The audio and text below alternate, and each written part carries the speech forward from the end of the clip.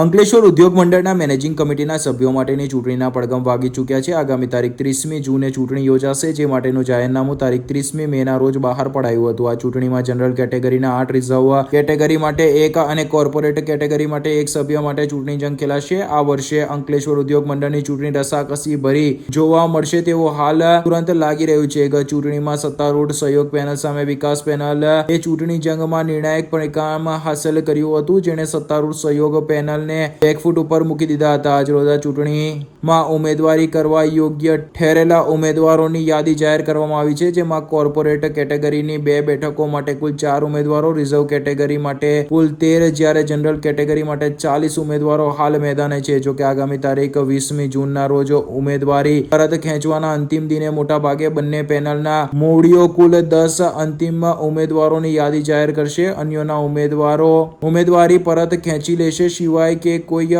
ઉમેદવાર બળવો કરે અને ઉમેદવારી પત્ર પરત ન ખેંચે. જોકે તેવી સંભવિતતા નહિવત જોવા મળી શકે છે, પરંતુ આગામી ચૂંટણીમાં સત્તારૂઢ વિકાસ પેનલે માત્ર 3 બેઠકો જીતવાની જરૂરિયાત છે, તો બીજી તરફ સહયોગ પેનલે આમ જોવા જઈએ તો ફોલો ઓન બચાવવા માટે રમવાનું છે. કોઈ ચમત્કાર થાય તો જુદી વાત છે. તો વિકાસ પેનલે પૂરેપૂરું જોર લગાડી 3 થી વધુ ઉમેદવારોને જીતાડી આવતા વર્ષ માટે સરસાઈ અકબંધ રાખવા એડીચોટીનો જોર લગાડશે. આગામી ચૂંટણી રોચક બની રહે તેવા એંધાણ વર્તાઈ રહ્યા છે. દરમિયાન મળતી માહિતી પ્રમાણે પેનલોના મોવડીઓએ ઝેનઝી ઉમેદવારોને વશમાં કરવા ઠેક વેવાઈઓનો સહારો લેવો પડ્યો છે. તો બીજી તરફ નોટિફાઈડ ભાજપ ધારાસભ્ય કમ મંત્રી ઈશ્વરસિંહ પટેલને પોસ્ટર બોય બનાવી પુનઃ પરિવર્તનની હવા ફૂંકવાનો પ્રચાર ચાલુ કર્યો છે. હવે ભાજપને કે ઉદ્યોગ મંડળને આ ચૂંટણી માટે સ્નાન સૂતકનો સંબંધ નથી.